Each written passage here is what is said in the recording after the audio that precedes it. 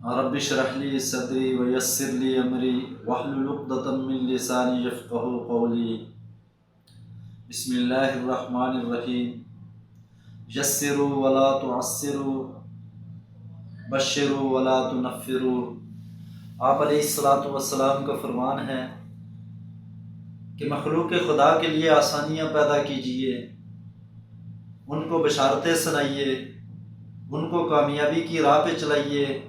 ان کو تنگی سے نکالیے، ان کی مشکلات کو دور کیجیے۔ جب آپ یہ کام کریں گے تو اس کائنات کا بنانے والا آپ کے لیے آسانیاں پیدا کر دے گا۔ ہم اس بات کو مزید ایک عادت کو بیان کریں گے جو اسٹیفن آرکوے نے بیان کی ہیں کہ کامیاب لوگوں میں جو مشترک عادات ہوتی ہیں ان میں ایک عادت یہ ہوتی ہے کہ وہ جب کوئی چیز بیان کرتے ہیں، کسی کو کوئی چیز بتاتے ہیں، کسی کو کوئی چیز سکھلاتے ہیں، کسی کو کسی چیز کے متعلق رہنمائی کرتے ہیں تو سب سے پہلے بذات خود اس چیز کو سمجھ لیتے ہیں، اس کا علم حاصل کر لیتے ہیں، اس کی معلومات پختہ کر لیتے ہیں، اس کے تمام پہلوؤں کا باریک بینی سے جائزہ لے لیتے ہیں اور اس کے بعد اگلا لائے عمل طے کر کے اس کے اوپر عمل پیرا ہوتے ہیں۔ اس کی مثال سے، اس بات کو ایک مثال سے سمجھیے۔ اینک ساز کے پاس جاتے ہیں اور اس کو جا کر بتاتے ہیں کہ مجھے نظر کا مسئلہ ہے، تو وہ یہ کام کرتا ہے کہ اپنی اینک اتارتا ہے، آپ کو دے دیتا ہے کہ پہنیے۔ آپ نے اس اینک کو پہنا تو آپ کی نظر مزید دھندلی ہو گئی، آپ نے اس کو اینک اتار کر دے دی۔ اس نے کہا کہ کیا وجہ ہے، آپ نے مجھے اینک کیوں دی؟ میں تو یہ 2 سال سے استعمال کر رہا ہوں، اس کے استعمال کی وجہ سے میری بینائی بہتر ہو گئی ہے۔ تو آپ یا تو خاموشی سے اس سے اٹھ کر آ جائیں گے، کیونکہ اس نے آپ کی بات کو، آپ کے مسئلہ کو سمجھنے کی کوشش ہی نہیں کی، اس نے اپنی نظر، اپنی اینک، اپنے مسئلہ کو آپ کا مسئلہ جان لیا۔ اسی طرح آپ ایک کپڑے کی دکان کے اوپر گئے، آپ جا کر بیٹھے، فوراً وہاں سیلز مین آ گیا، آپ نے کہا فلاں الماری سے مجھے وہ کپڑا دکھائیے، تو اس نے وہ کپڑا دکھلانے کے بجائے اپنی مرضی کا کپڑا نکال کر آپ کے سامنے رکھ دیا اور اس کی تعریفیں کرنے لگا، اس کے خوبیاں بتانے لگا۔ آپ نے اسے کہا کہ مجھے وہ بتلائیے جو میں آپ کو کہہ رہا ہوں۔ اس نے کہا کہ آج کل یہی فیشن چل رہا ہے، لوگ اکثر یہی استعمال کر رہے ہیں، آپ اس کو استعمال کیجئے۔ تو اس سے کیا مسئلہ ہوا کہ آپ کبھی اس کے پاس نہیں جائیں گے، کہ اس نے آپ کے مسئلے کو اپنے مسئلہ کے اوپر قیاس کر لیا۔ تو جو عادت بیان کی ہے اسٹیفن آرکوے نے کہ کسی کی بات کو سمجھنا پھر سمجھانا، جو آج ہم میں سب سے بڑا مسئلہ ہوتا ہے، اس عادت میں مہارت جس چیز سے حاصل کی جا سکتی ہے، وہ لفظ جس کو جاننا سب سے ضروری ہے، وہ لفظ ہے سننا۔ کہ انسان میں یہ عادت جتنی مضبوط ہوگی، جتنا اس میں تحمل ہوگا، جتنی وہ بردباری کے ساتھ، صبر کے ساتھ دوسروں کی بات کو سن سکے گا، اتنا ہی وہ دوسروں کی بات کو سن کر بہتر طور پر اس سے نتائج اخذ کر سکے گا، اس کو سمجھ سکے گا اور اس کا نتیجہ بتلا سکے گا۔ اگر وہ یہ کام نہیں کرے گا، اس نے سرسری اس کام سے گزر گیا، تو پھر بہت ساری چیزیں ایسی آ جاتی ہیں کہ آدمی جب دوسرے کے مسئلے کو سنتا نہیں ہے، جب اس کے مفہوم کو سمجھتا نہیں ہے، جب اس کی بات کو اس کے زاویہ نگاہ سے نہیں دیکھتا ہے، تو پھر مسائل درپیش آ جاتے ہیں، پھر وہ کبھی دوسرے کو اپنی بات سمجھا نہیں سکتا ہے۔ تو سب سے جو بڑا مسئلہ درپیش آتا ہے کہ انسان سننے سے پہلے سمجھانے کی کوشش کرتا ہے۔ جب بھی ہمارے سامنے کوئی شخص یا کوئی معاملہ آتا ہے، ہم اس کو دیکھتے ہیں تو جو پہلا تاثر قائم ہوتا ہے جس کو ہم ادراک کہتے ہیں، ادراک گویا کہ سمجھ کی پہلی منزل ہے، لیکن اس میں اکثر خطا کا احتمال ہوتا ہے۔ جیسے ہم دور کنارے کے اوپر آسمان، جہاں سے پہاڑی کی اونچائی ہوتی ہے، تو یوں محسوس ہوتا ہے کہ آسمان اور پہاڑی کا سرا یہاں مل رہے ہیں، لیکن عقل ہمیں بتلا رہی ہے کہ حقیقت ایسے نہیں ہے۔ آسمان کی بلندی اس پہاڑی کے کنارے افق پر بھی اسی طرح بلند ہے جیسے کہ میرے سر کے اوپر ہے، لیکن نظر کا یا دیکھنے کا، اس ادراک کا دھوکہ لگ رہا ہے۔ اب مجھے عقل و فکر یہ بات سمجھا رہی ہے کہ یہ بات ایسے نہیں ہے، یہ معاملہ جیسا دکھ رہا ہے، جیسے نظر آ رہا ہے، جیسے حواس خمسہ اس تک پہنچ رہے ہیں، وہ ایسے نہیں ہے۔ تو اس اعتبار سے گویا کہ یہ 5 چیزیں ہم پہلے سننے میں اگر ملحوظ خاطر رکھیں تو ہم بہتر طور پر سمجھا سکیں گے، نتائج اخذ کر سکیں گے، اس کی بات کی تفہیم کر سکیں گے، لیکن اس سے پہلے سننا لازم ہے۔ عمومی طور پر کیا ہوتا ہے کہ ہم سنتے ہیں ناقص انداز میں، کہ سرسری انداز میں جو عام رویہ پایا جاتا ہے کہ سرسری انداز میں کسی کی بات کو سنتے ہیں، اس کی طرف ہمارا دھیان ہی نہیں ہوتا، بے دھیانی میں سنتے ہیں۔ نمبر 2، ہم یہ کام کرتے ہیں کہ سننے کی اداکاری کر رہے ہوتے ہیں، کہ کوئی بات ہمارے سامنے بیان کرتا ہے تو ہم یوں اس کی طرف متوجہ ہوتے ہیں، ہمارا ذہن کہیں اور سوچ و فکر کے اندر مبتلا ہوتا ہے کہ ہم آپ کی بات کو سن رہے ہیں، ہم سامنے ایسے الفاظ ایسی اداکاری کر رہے ہوتے ہیں کہ سامنے والا، بتانے والا، سنانے والا یہ سمجھ رہا ہے ہم اس کی بات کو سن رہے ہیں، لیکن حقیقتاً ہم اداکاری کر رہے ہوتے ہیں۔ اور عمومی رویہ آج یہی پایا جاتا ہے، ہم مخصوص باتیں سننا چاہتے ہیں، ہمیں اس جو سنانے والا ہے اس کی اس بات سے ہمیں دلچسپی ہوتی ہے کہ جو ہمارے مزاج کے متعلق ہو، جو ہمارے احساسات اور جذبات کے متعلق ہو، جس کی ہمیں ضرورت ہو۔ وہ جو اپنے احساسات اور جذبات، جو اپنا دکھ، اپنی پریشانی، اپنے معاملات، اپنے مسائل ہمارے سامنے بیان کرتا ہے، ہم اس کو اس طرح توجہ نہیں دیتے۔ ہم یہ بھی کرتے ہیں کہ ہم صرف اس کے الفاظ کو سنتے ہیں، الفاظ کو سن کر ہم اس کے مفہوم تک نہیں پہنچتے۔ جس طرح افق میں پہاڑی کے کنارے کو جو ہے نا ہم یہ سمجھتے ہیں کہ آسمان وہاں مل رہا ہوتا ہے، حالانکہ وہ وہاں جو ہے نا آپس میں ملتے نہیں ہیں، اسی طرح ہم اس کے مفہوم کو نہیں سمجھ رہے ہوتے کہ اس کے کہنے کا مقصود کیا ہے۔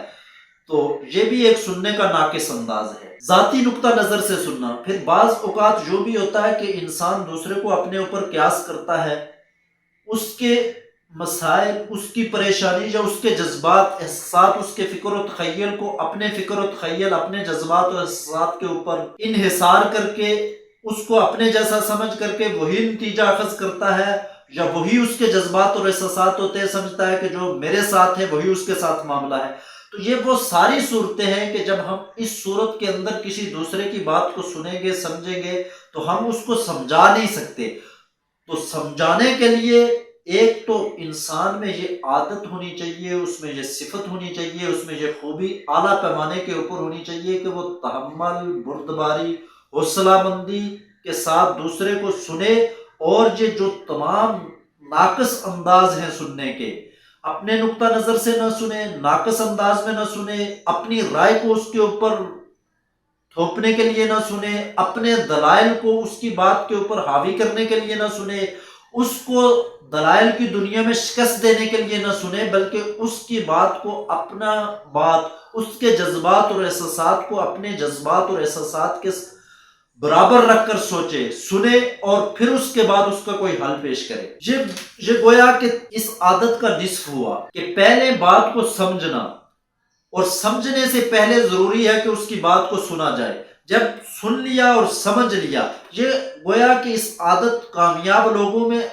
جو عادت ہے سمجھنے اور سمجھانے کی، یہ اس کا نصف ہے۔ ہم اس کو نظر انداز کریں گے، اگر اپنی ہی بات کو اس کے اوپر غالب کرنے کی کوشش کریں گے تو پھر ہم اس طور پر اس کی بات کا حل پیش نہیں کر سکیں گے جس طور پر اس کا حل پیش کرنا چاہیے جو اس کے لیے نفع مند ہو، یا صرف اسی کے احساسات اور جذبات کو اپنے دل میں لے آئیں گے تو اس صورت میں بھی ہم ہار کو اپنا لیں گے اور جیت کی بات کو چھوڑ دیں گے۔ تو اس لیے جس طرح ہماری سوچ و فکر میں غلطی ہو سکتی ہے، تو اسی طرح دوسرے کی سوچ و فکر میں بھی غلطی کا احتمال ہمیشہ موجود ہوتا ہے۔ تو اس لیے پہلے اس کی بات کو صحیح طور پر سنا جائے، پھر سمجھایا جائے، اور سمجھانے میں جو سب سے پہلی اور بنیادی بات ہے، جس چیز کو مد نظر رکھا جائے کہ لہجہ میں نرمی ہو، کہ جب آپ کسی کو بات سمجھا رہے ہیں تو اس کو اس انداز میں سمجھائیں کہ آپ کی بات اس کے لیے درست نہ ہو، آپ کا لہجہ اس کے لیے سخت نہ ہو، آپ کی بات اس کے اوپر اثر انداز ہو۔ اور یہ بات قرآن کے اندر اللہ کے نبی علیہ الصلوۃ والسلام کی صفت کے طور پر قرآن بیان کرتا ہے۔ اللہ تعالیٰ نے فرمایا کہ محبوب صلی اللہ علیہ وسلم، اگر آپ نرم خو نہ ہوتے، آپ کے لہجہ میں اگر درستی، سختی ہوتی، تو جو صحابہ آپ کے قریب، جو لوگ آپ کے پاس جمع ہو رہے ہیں، آپ کی طرف مائل ہوتے ہیں، تو وہ کبھی بھی آپ کے پاس اس طرح مائل نہ ہوتے۔ اور حدیث کے میں نبی علیہ الصلوۃ والسلام نے فرمایا کہ اللہ تعالیٰ جو ہے نا نرمی اختیار کرنے والے کو جو چیز عطا کرتے ہیں وہ سختی اختیار کرنے والے کو کبھی بھی عطا نہیں کرتے۔ تو اس لیے جب بات کو سمجھ لیا پھر تحمل سے نرمی کے ساتھ لہجے کی آہستگی کے ساتھ اس کو سمجھایا جائے۔ دوسری بات یہ ہے کہ گفتگو میں ٹھہراؤ ہو، کہ جس کو جو بات آگے سمجھائی جا رہی ہے بات اتنی واضح، صاف اور تحمل اور بردباری کے ساتھ کی جائے کہ اگلا آدمی جو بات سن رہا تاکہ اس کی سمجھ میں وہ بات آ جائے، اس کو وہ سمجھ کر اس کے اوپر عمل پیرا ہو کر اس کو اپنی زندگی کا حصہ بنا کر وہ کامیابی کی منزل کی طرف آگے چل سکے۔ تو اس کے لیے یہ ضروری ہے کہ اس کو بات تفہیم کے اعتبار سے، سمجھانے کے اعتبار سے کوشش کی جائے کہ وہ بات کے کسی سرا کو پکڑ لے اور اس سرا کو پکڑنے کے بعد اس بات کو وہ اپنے من میں جذب کر لے اور جذب کرنے کے بعد وہ اس کے اوپر عمل پیرا ہو۔ تیسری بات کہ گفتگو میں اختصار، سمجھانے کا انداز جو ہے تو یہ کوشش کی جائے کہ بات کو بہت زیادہ پھیلا نہ دیا جائے، کہ جس چیز کے متعلق وہ سمجھنا چاہتا ہے تو اس کے تمام لوازمات کو ملحوظ خاطر رکھتے ہوئے اختصار کے ساتھ اس کو سمجھا دیا جائے۔ اگر عام بات بہت تفصیل کے ساتھ بندہ بیان کرنا شروع کر دے تو پھر یہ ہوتا ہے کہ وہ بات پیچیدہ ہونا شروع ہو جاتی ہے، انسان اصل مقصود سے ہٹ جاتا ہے، جو اس کا مطمع نظر ہوتا ہے، جو اس بات کا مغز یا اس بات کی جو سب سے بڑی خوبی ہوتی ہے وہ بات رہ جاتی ہے اور کہیں دائیں بائیں پھسل جائے گا اور اصل مقصود سے ہٹ جائے گا۔ تو اس لیے بات میں اختصار رکھا جائے، اور اللہ کے محبوب صلی اللہ علیہ وسلم نے بھی یہی فرمایا کہ سب سے بہترین کلام وہ ہے کہ جو تھوڑا ہو اور بات کو واضح کرے۔ چوتھی بات یہ ہے کہ سمجھانے کے جب آدمی کسی کو کوئی بات سمجھا رہا ہے تو اس کی نفسیات کا خیال رکھے، اس کی نفسیات کے تمام پہلو کو مد نظر رکھے، جس کو بات میں سمجھا رہا ہوں آیا اس میں یہ بات سمجھنے کی اہلیت بھی ہے یا نہیں، اس میں اتنی صلاحیت اور استعداد ہے، اس کے ساتھ اس کا مزاج کس طرح ہے، اس کی سوچ و فکر کیا ہے، وہ کیا چیز سمجھنا چاہتا ہے، اس کی کس پہلو میں زیادہ دلچسپی ہے اور کس میں کم دلچسپی ہے، یہ ساری باتیں سامنے رکھ کر نفسیات کے اعتبار سے جب اس کے ساتھ بات کی جائے گی تو وہ بات کو جلدی لے گا، بات کو جلدی سمجھے گا، اس کے لیے اس کے اوپر عمل پیرا ہونا آسان ہو جائے گا۔ لیکن ہم صرف دلیل کے طور پر کہ ہم نے اس کو بات سمجھانی ہے، اس کے سامنے اپنی ساری بات بیان کر دینی ہے، اس کی سمجھ میں کوئی چیز آئے یا نہ آئے، اس کے مزاج کے موافق ہو یا نہ ہو، تو وہ بات اس کے اوپر مثبت اثر انداز ہونے کے منفی اثر ڈالے گی۔ جب منفی اثر ڈالے گی تو وہ اس کی ذات کو نفع کی بجائے نقصان کا سبب بنے گی۔ گفتگو کو مؤثر دلائل سے مزین کیا جائے، بات تو اختصار کے ساتھ کی جائے، لیکن جو بات کر رہے ہیں جس پہلو کے اوپر، زندگی کا جس مقصد کو آپ اس کے سامنے بیان کر رہے ہیں، علم کے کسی پہلو کو کھول رہے ہیں، زندگی کے کسی شعبہ کو بیان کر رہے ہیں، زندگی کے کسی شعبہ کی باریکی کو سمجھا رہے ہیں، تو خاص اس شعبہ کے متعلق اپنی بات کو اس طور پر دلائل سے مزین کریں، مضبوط کریں، اتنے دلائل مؤثر ہوں تاکہ اس کا اثر اس کی ذات کے اوپر ہو، وہ بات کو سمجھ بھی سکے، اس کے اوپر عمل کرنے کے لیے بھی تیار ہو، اور عمل پیرا ہو کر وہ زندگی کی منازل میں کامیابی کی راہ کے اوپر چل سکے۔ اچھا، ایک بات یہ ہے کہ جب ہم کسی کو کوئی بات سمجھا رہے ہوتے ہیں تو اس میں یہ بات بھی ملحوظ خاطر رہے کہ جو سامنے والا ہوتا ہے تو اس سے بھی غلطی کا احتمال ممکن ہے، لیکن جب اس کی غلطی ہمارے سامنے آئی تو جب ہم اس کو اس کی غلطی کے اوپر متنبع کر رہے ہیں تو وہ جو پہلو ہم سمجھاتے ہوئے اختیار کریں وہ بڑا حکیمانہ اسلوب ہونا چاہیے۔ کیوں کہ اگر یہ اتنا نازک مرحلہ ہوتا ہے کہ اگر کسی کو آپ غلطی کے اوپر متنبع کر رہے، آگاہ کر رہے ہیں، لیکن آپ کا جو طریقہ کار ہے، آپ کا جو اسلوب ہے، بات سمجھانے کا جو انداز ہے وہ اس طور پر ہے کہ آپ اپنے آپ کو یا تو بہت بڑا سمجھ رہے ہیں، آپ اس کو اس کے مقام سے بہت گرا رہے ہیں، تو دونوں صورتوں میں وہ آپ کی بات کو کبھی بھی قبول نہ کرے گا، اصلاح کی بجائے وہاں انتشار پیدا ہوگا۔ تو اس لیے اس بات کو ہمیشہ ملحوظ خاطر رکھیں کہ خواہ آدمی آپ کے سامنے جس کو آپ سمجھا رہے ہیں اس کی بھی عزت نفس ہے، چھوٹا ہے یا بڑا ہے، لیکن اس حکیمانہ اسلوب میں سمجھائیں کہ بات اس کے دل میں بھی پڑ جائے۔ اور نبی علیہ الصلوۃ والسلام کی سیرت سے یہ بات بہت واضح ہو جاتی ہے کہ نبی علیہ الصلوۃ والسلام کے پاس ایک نوجوان آیا، اس نے آ کر کہا کہ میں اللہ کے محبوب صلی اللہ علیہ وسلم سے دیدہ دلیری سے کہتا ہے کہ مجھے زنا کی اجازت دیجیے۔ تو آپ علیہ الصلوۃ والسلام نہ غصے میں آئے، نہ آپ نے اس سے درست لہجہ اختیار کیا، نہ آپ کو اس کو اپنی محفل سے بھگا دیا، اور نہ کسی کو کہا، صحابی کو کہا کہ اس کو پکڑ کر لے جائیے اور اس کو ابھی جو ہے نا درے مارنا شروع کر دیجیے، یہ کیسی بات کر رہا ہے میری مجلس میں۔ بلکہ آپ علیہ الصلوۃ والسلام نے فرمایا کہ کیا آپ اس بات کو پسند کرتے ہیں کہ آپ کی ماں کے ساتھ کوئی یہ عمل کرے، پھر آپ کی بہن کے ساتھ، پھر آپ کی خالہ کے ساتھ، پھر آپ کی پھوپھی کے ساتھ؟ تو اس نے کہا کہ میں اس بات کو پسند نہیں کرتا۔ تو آپ علیہ الصلوۃ والسلام نے فرمایا کہ جیسے آپ پسند نہیں کرتے تو اس طرح دوسرا بھی اس بات کو پسند نہیں کرتا۔ تو جب آپ نے یہ بات اس کے سامنے کہی، پھر اس کے سینے کے اوپر ہاتھ رکھا، اس کے لیے دعا کی، تو ہمیشہ کے لیے اس کا دل اس بات سے پاک ہو گیا۔ اب نبی علیہ الصلوۃ والسلام کی سیرت کا ایک اور واقعہ ہمارے سامنے آتا ہے کہ ایک آدمی آیا اور اس نے مسجد نبوی میں پیشاب شروع کر دیا۔ تو نبی علیہ الصلوۃ، صحابہ نے ذرا اونچی آواز میں اس کو روکنا چاہا، تو آپ علیہ الصلوۃ والسلام نے فرمایا کہ اس کو کرنے دیجئے۔ جب وہ فارغ ہو گیا تو پھر خود اپنی جو ہے نا آپ جا کر اس کے اوپر پانی کا ڈھول با دیا، فرمایا کہ یہ اپنی حاجت پوری کر لے، اور اس کے بعد اس سے جو عمل کیا وہ اس سے متاثر ہو کر دین اسلام میں داخل ہو گیا۔ تو اس لیے یہ بڑا ضروری چیز ہے، اور حدیث میں یہ بھی آتا ہے کہ مومن مومن کا آئینہ ہوتا ہے۔ تو آئینہ کیا کرتا ہے؟ آئینہ کا یہ کام ہوتا ہے کہ جب آئینہ میں انسان اپنے آپ کو دیکھتا ہے تو آئینہ اس کی کسی بات کو بیان، اس کی کسی خوبی اور خامی کو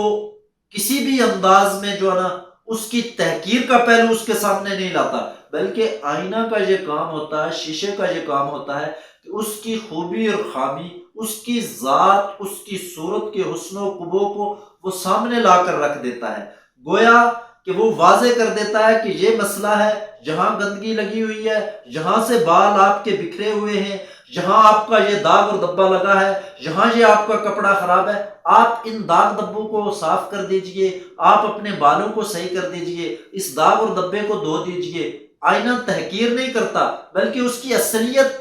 اس انداز میں دکھا دیتا ہے کہ اس کے سامنے کھڑے ہو کر انسان اپنے آپ کو نکھارنا شروع کر دیتا ہے، اپنی گندگی کو اتارنا شروع کر دیتا ہے، اپنے آپ کو سنوارنا شروع کر دیتا ہے۔ بیائی نے اللہ کے محبوب صلی اللہ علیہ وسلم نے فرمایا کہ مومن مومن کے لیے اسی طرح ہے کہ جیسے آئینہ اس کی نامقبول چیز کو سامنے لا کر رکھ دیتا ہے، تو مومن بھی اپنے بھائی کی جب کسی بات کو دیکھتا ہے تو اس کی تحقیر، اس کی تذلیل، اس کی حقارت کے بجائے اس کو اس طور پر حکیمانہ اسلوب میں کوشش کرتا ہے کہ وہ اس برائی سے اپنے آپ کو بچا لے اور بھلائی کی راہ کے اوپر چل جائے۔ تو گویا کہ یہ صفت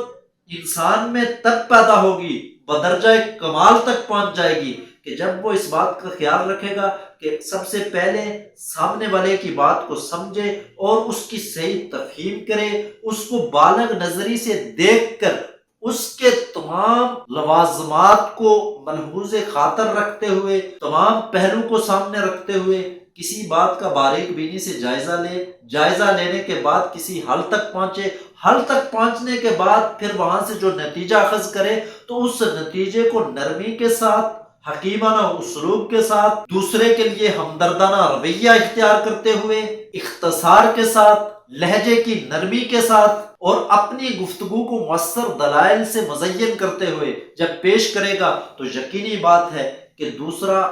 اس کی بات کو اپنائے گا، اس کے اوپر عمل پیرا ہوگا، اس کو اپنا معاون سمجھے گا، اور اس کی بات کے اوپر عمل پیرا ہونا اپنی زندگی میں کامیابی سمجھے گا۔